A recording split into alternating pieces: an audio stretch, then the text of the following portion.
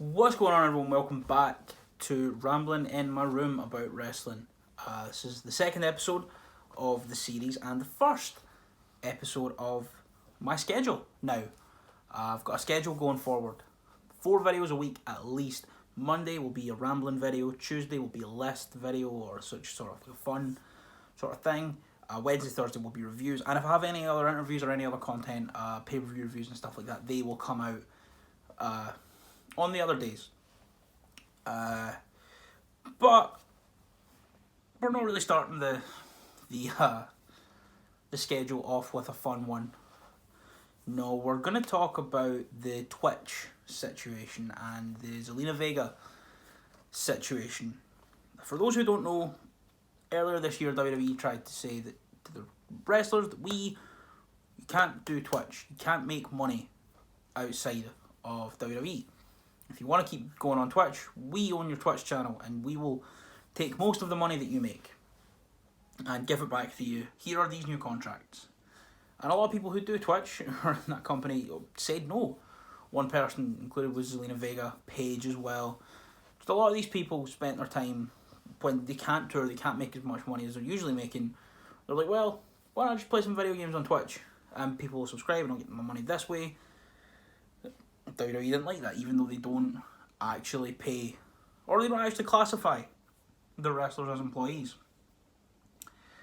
And there's been a lot of stuff going on about this. This isn't a new topic by any stretch of the imagination, but over the weekend, Zelina Vega was fired 10 minutes after tweeting, "I support unionisation." 10 minutes after advocating for a wrestlers' workers' union, Zelina Vega is fired by the WWE. I'm not saying 10 minutes to be like, oh, she tweeted in 10 minutes. Genuinely, her tweet saying, "I support unionisation" was at, let me get the exact times, at 22:46 GMT, Zelina Vega tweeted, "I support unionisation." And at 22:56 GMT, WWE tweeted that they had come to terms with the release of Zelina Vega, now I guess known as Theo Trinidad. A lot of stuff has come out since. WWE weren't happy that she was making money on Twitch and she refused the new contract which allowed WWE to take the majority of her earnings from Twitch. But she refused that. She was on OnlyFans selling, I believe, unreleased cosplay photos and stuff like that. No, not safe for work content as far as I'm aware, but it was like cosplay content and stuff like that. And apparently, she was selling photographs of like unreleased cosplay things or and looks for like $500. That's a bit too much money. That's way too much money. But regardless, she was on, I'm assuming she was also probably on Cameo, which they didn't like. So she was making a lot of money, but she can't tour and can't be on the road. And I'm not going to say I'm not going to say that Zelina Vega, it's not like she's been sacked in this prime position. They sort of broke her up from Andrade as far as I'm aware. She was kind of more than likely on a downward slope with her career trajectory in Stamford. But regardless, this comes at a time where there's a lot of added scrutiny on WWE. Pretty much ever since they released about 40 people one day in the middle of a pandemic after bragging on an earnings call about making record profits because they don't have to tour anymore.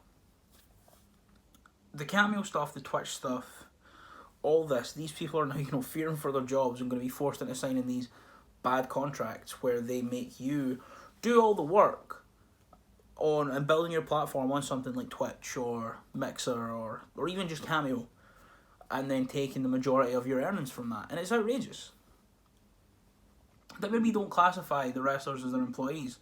And admittedly, if you injure yourself in the ring, they will cover your medical bills. But if you are going out a run in your neighbourhood, for example, and you slip on a bit of ice, break your leg, WWE are like, shit one, didn't happen on our time, so, yeah. These people that make millions and millions and millions for this company, these people that have made Vince McMahon a billionaire, get the same treatment as your fucking plumber. It's imagine you brought in a plumber or an electrician into the house and then you went, oh, but you can't go, you can't, it's not even that, I don't even know an accurate way to describe it. It's so ridiculous. But the thing that hurts the most and stings the most is, let's just look at the list of people still, 2 people specifically, that are still employed whilst Zelina Vega has lost her job for speaking up in favour of a labour union in the pro wrestling industry. While she is now out of a job, the Velveteen Dream and Drake Younger are still on the books.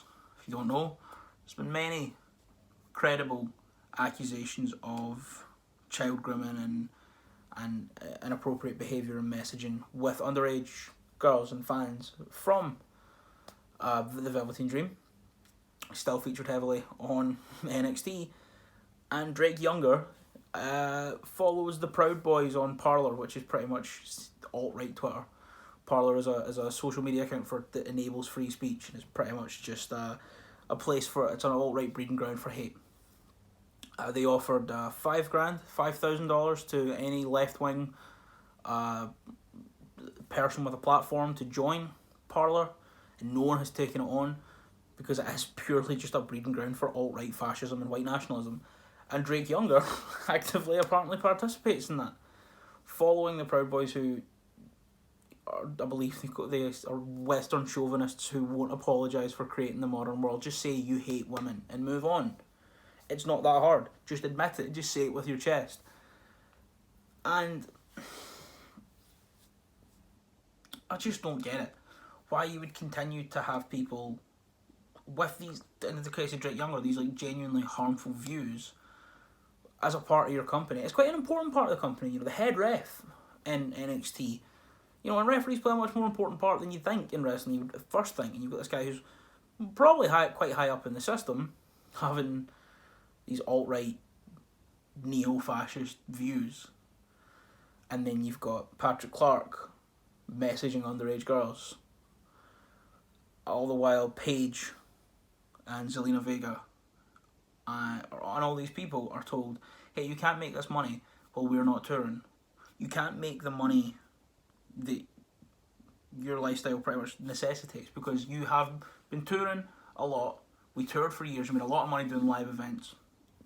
So you probably bought a more expensive house. Now that you're only on your guaranteed money, you know, maybe it's not as comfortable as it once was.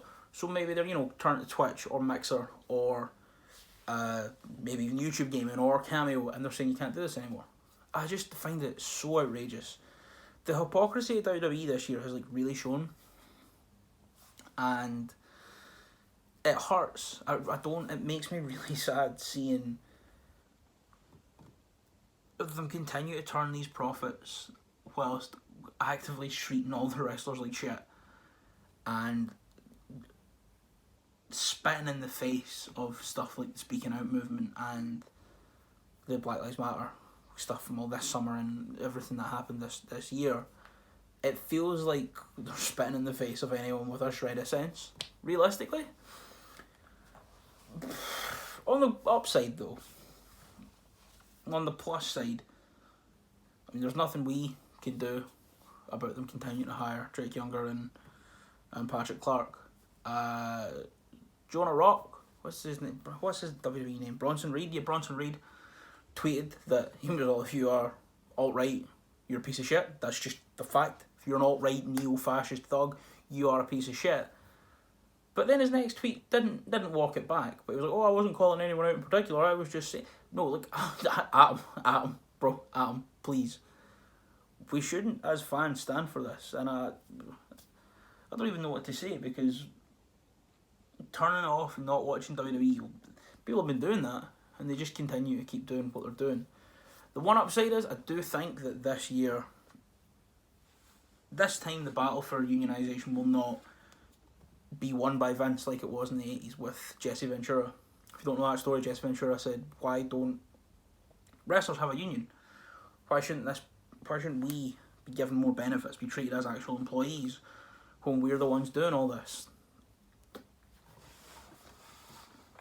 You know, in WWE, some idiot writing a storyline, writing scripts for Raw, has, you know, full medical care for everything, but the person in the ring, if they leave the arena and they're at their house and like slip and fall and, you know, break a bone, they're left liable to sort that.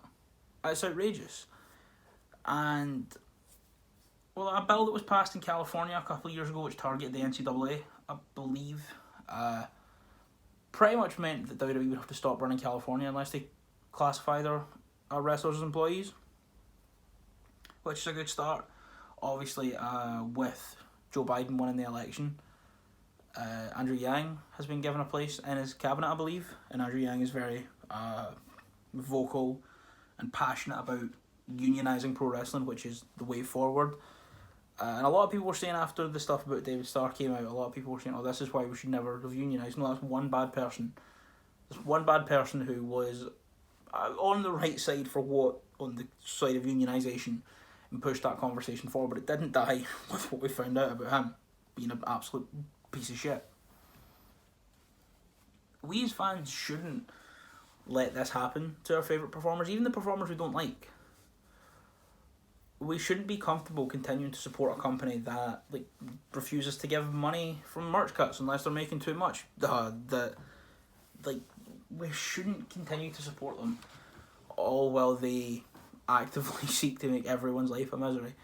But at the end of the day, WWE is still WWE, and even with all this coming out and how they continue to hire predators and abusers, they're still WWE and they've still got that name brand. And Alex Zane is reported to have signed. The Rascals look like they're on their way there.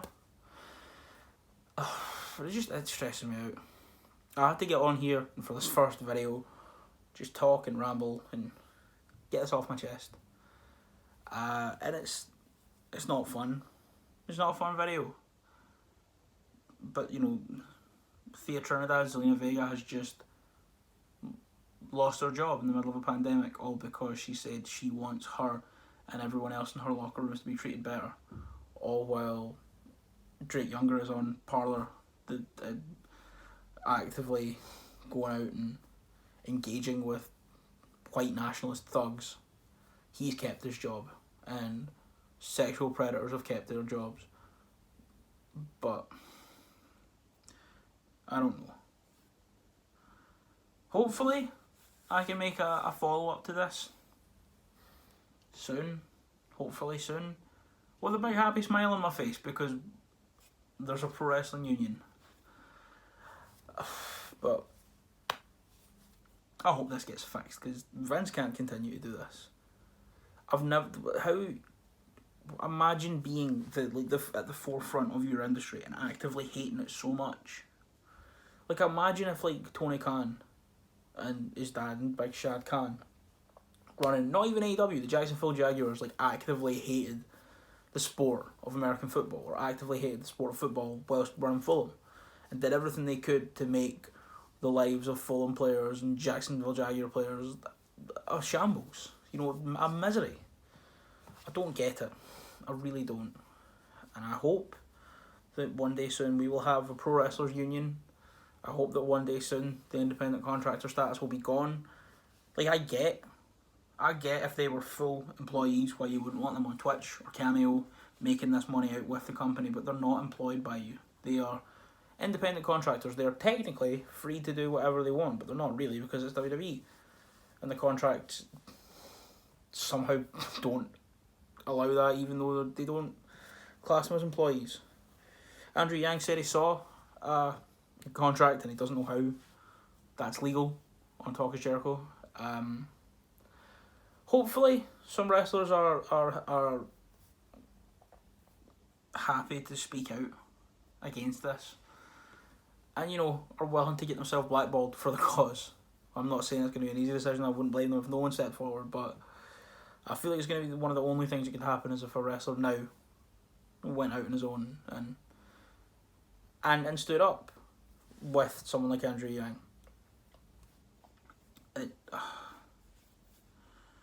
I just don't get it. And as well, you see the people that WWE the likes of the one that's come to mind is Alexa Bliss. She was asked in an interview about the Cameo thing and the Twitch thing, and she said, "Oh no, well WWE's always been good to me, so it doesn't really. I've not noticed that. I've not seen that." Well, you know what's happening, so you either know about it or you don't. Just because it's never happened to you doesn't mean that it's not real. You can probably tell by the complexion of my skin, I've not really gone through a lot because of how I look. I've not been, unfairly prejudiced or judged over my skin colour, but that doesn't mean I don't know that racism doesn't, it doesn't mean I don't know that racism is not real. That's the way that she's going, oh, well, it's not happened to me, so it's fine. And it's not.